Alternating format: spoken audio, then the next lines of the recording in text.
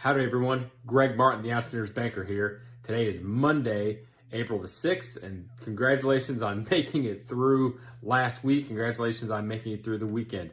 If your weekend was anything like mine, it continued to be stressful and a lot of anxiety, but there was some really good progress. A lot of the lenders that are out there are processing the PPP loans, and so I think that things have started to shift a little bit from, okay, how do I actually apply? What's the process? How do I get through this? To actually saying, okay, that's done. How can we continue to move forward? And I was talking this weekend with one of my entrepreneurs, and I was asking him how he felt and, kind of what his frame of mind was. And he was really excited. And I asked him to dig into that. And this is an entrepreneur that I had been talking about profit first and how to ensure that his business was profitable permanently. And we were starting to go through the process.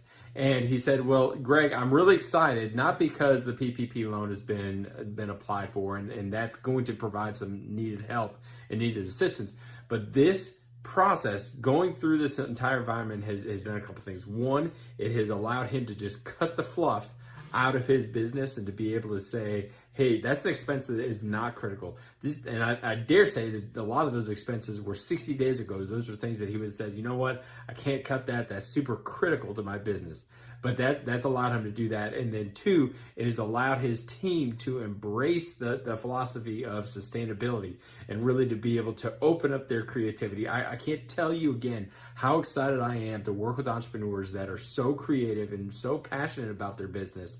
And while this has been a very extremely difficult time, and not something that you want to go through, but for the entrepreneurs with the right mindset to be able to say, okay, how can we make this better? And how can we come on the backside either by using technology to offer some new things, or to be able to stop offering some things that just don't make sense anymore. But anyway, I just want to, again, congratulate you on making it through last week. I know that it was very stressful, and I know that as you're going through the PPP process, there's going to be a lot of questions to come.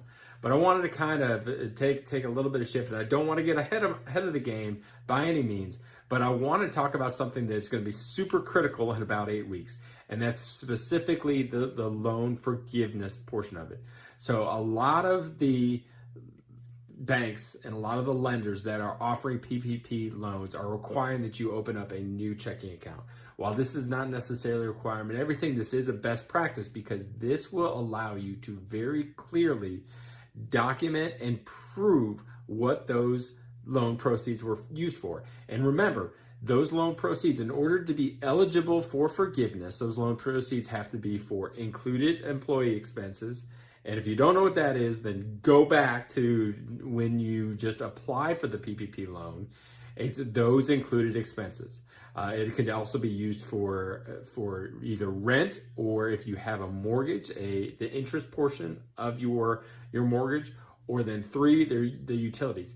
And I've worked with the SBA a lot, and so I just want to talk about making sure that you've got heavy documentation, because you have to prove what the funds were used for, how they were used, and then be able to document that along the way. So if you don't have to open up a new account, I strongly suggest that you do have that segregated. Now, I'm not saying that you have to write checks off of that account or anything like that, but what you can do is you've got your operating account, and then you've got your savings account.